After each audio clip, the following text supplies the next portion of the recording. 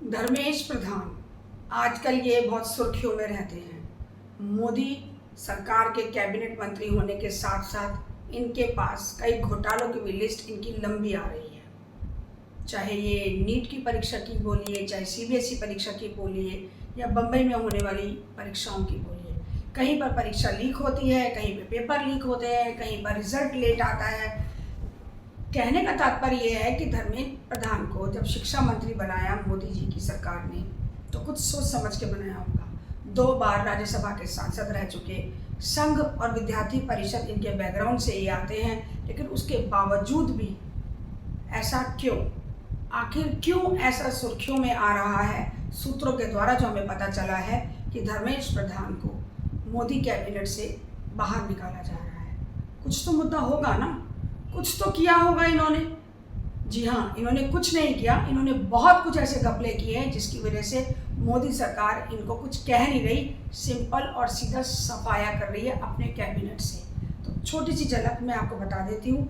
इनकी जो शिक्षा मंत्री के पास रहते शिक्षा मंत्री के साथ रहते भी इन्होंने 5 लापरवाहियाँ सबसे बड़ी की हैं। सन 2026 में नीट का पेपर लीक हुआ, सीबीएसई बोर्ड की कॉपी की चेकिंग में गड़बड़ी आई, उसके बाद यूजीसी इक्विटी गाइडलाइन में सन 2024 के अंदर उसमें गड़बड़ी हुई, उसके बाद पेपर लीक हुआ और सन 2020 में आई शिक्षा नीति लागू जो की जा रही थी उसमें काफ़ी सारी देरी की गई। ये तो कुछ वो हैं जो कि डेटा में शामिल हुए हैं। धर्मेश प्रधान जी, आपको शिक्षा मंत्री किस खुशी में बनाया था? इसीलिए कि आप विद्यार्थी परिषद से पीछे से आते हैं, या इसलिए कि आप संघ के भी हैं जो कि 12 साल से मोदी के कैबिनेट में हैं? पर आपने इसकी कोई मर्यादा, अपने पद का कोई मान सम्मान नहीं रखा। एक छोटी सी मैं आपको उदाहरण देती हूँ। आज कॉकरोच पार्टी जो है जंतर मंतर पे लगातार, मैं आज आपको छोटी सी बात बताना चाहती हूँ। मेरे चैनल का नाम नेशन नेटवर्क 24 है और मैं रेशमा जायसवाल हूँ और आपसे सीधे बात कर रही हूँ। मुझे आपको जवाब देना है, हमारे चैनल को जवाब देना और हमारे चैनल के माध्यम से भारत की जनता को जवाब देना है। जब बीजेपी के अंदर आप शिक्षा मंत्री बने, मोदी सरकार में आपको शिक्षा मंत्री जैसे ऊंचे पद की प्राप्ति हुई, तो आपने शिक्षा के लिए कोई समाधान क्यों नहीं निकाला?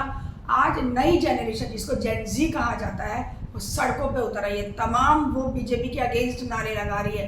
पता किसी को कुछ नहीं है, मैं उनको भी गलत नहीं कहूँगी, युवा वर्ग को। पर आपने क्या करा? आपने अपने पद का गलत इस्तेमाल किया। 5 कुछ ऐसी बड़ी कमियां आपके कार्यकाल में आई जिसकी वजह से मोदी सरकार ने किया कुछ नहीं, खाली आपको हटाने के लिए रास्ता ढूंढ लिया। अरे आप शिक्षा मंत्रालय के विद्यार्थी परिषद के बैकग्राउंड से आते थे, कुछ तो भारत के युवा वर्ग के बारे में आपको सोचना चाहिए था, पर आपने सोचने की जरूरत नहीं समझी। बीजेपी की गवर्नमेंट बहुत बड़े बड़े कामों का दावा करती है। शिक्षा मंत्री जब आप बने, आपने भी बहुत बड़े बड़े दावों का वादा किया होगा, पर आपने युवा वर्ग के लिए सच मानिए तो कुछ नहीं किया।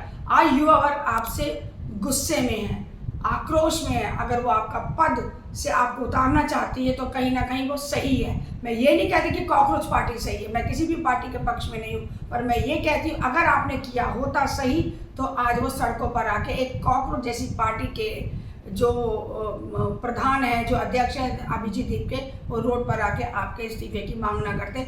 लाखों लोग जुड़े उनके साथ। अपने पद की गरिमा को आपने बना नहीं रखा, इसलिए इस बात का हमें और हमारे देशवासियों को बहुत खेद है। आपसे युवा वर्ग नाराज है।